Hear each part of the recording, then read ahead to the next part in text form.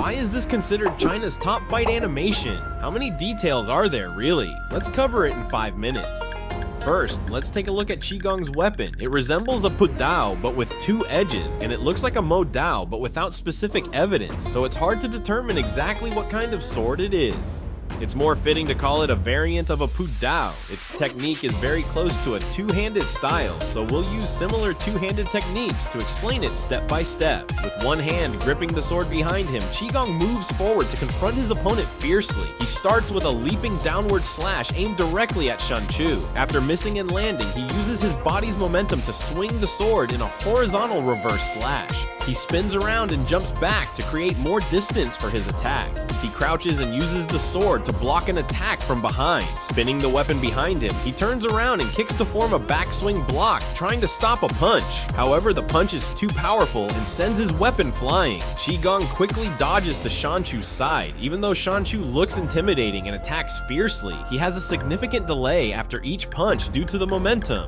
For instance, this punch is strong and involves a body sacrifice, making it even more forceful. Using a body sacrificing move in the attack results in a big follow-up lag. This showcases Shan Chu's disdain for humans and his fighting style. Qigong jumps on one foot, grips the sword with both hands, and swings it downward. Shan Chu counters Qigong's leaping slash with a powerful punch. In slow motion, Shan Chu's punch connects with the blade's edge, which is the most powerful and damaging part. Then he directly hits both the blade and the handle, sending Qigong flying. The difference in strength between them is very large. However, Qigong reacts very quickly, adjusting his grip to extend his attack range and increase the weapon's slashing power. Since his next move is an upward slash from below, the weapon's attack point shifts from the upper segment to the lower segment and then slashes upward again.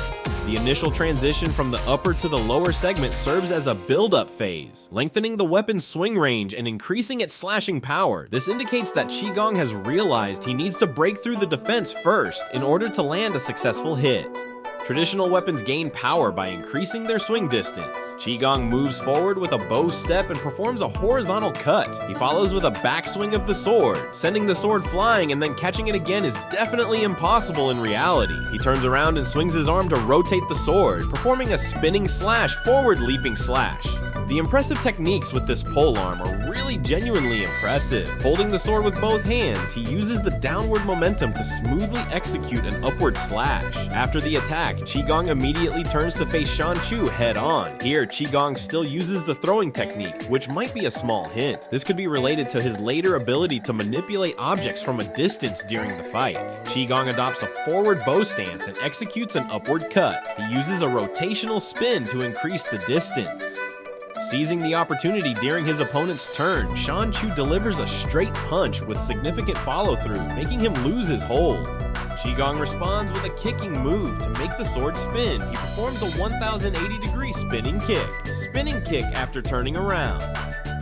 Shan Chu directly counters with a punch that sends Qigong's weapon flying. At the moment the weapon is knocked away, Qigong uses his mental power to control the weapon and adjust his attack. Using this mental control, he targets Shan Chu's legs with a blade attack. Based on previous reactions, Shan Chu's weakness seems to be his legs. His arms are very strong, but his legs are weaker, like someone who focuses on upper body workouts but neglects leg training. Qigong realizes this weakness and starts targeting Shan Chu's legs. Shan Chu clasps his hands together to trap Qigong's weapon. His fighting style changes because he sees the weapon as a real threat and needs to be restricted. This highlights the blend of intelligence and strength in their battle. Why is Fog Hill of the Five Elements considered excellent? Each fight scene emphasizes battle logic, with both sides showing high levels of skill and strategy, not just mindless power clashes. This results in a style where each side counters the other's moves, retreating when necessary and attacking when possible, rather than a mindless power struggle. Qigong uses a single-handed backswing technique that resembles the Wudang Pudao's kick and backswing style, but without the initial kick. He then uses a deep horse stance to block an attack and performs a forward horizontal cut. After 30 seconds of fighting, Qigong finally breaks through Shan Chu's defense. This lesson shows that underestimating humans can lead to trouble. Qigong performs a backward horizontal reverse slash, leaping forward with another downward slash.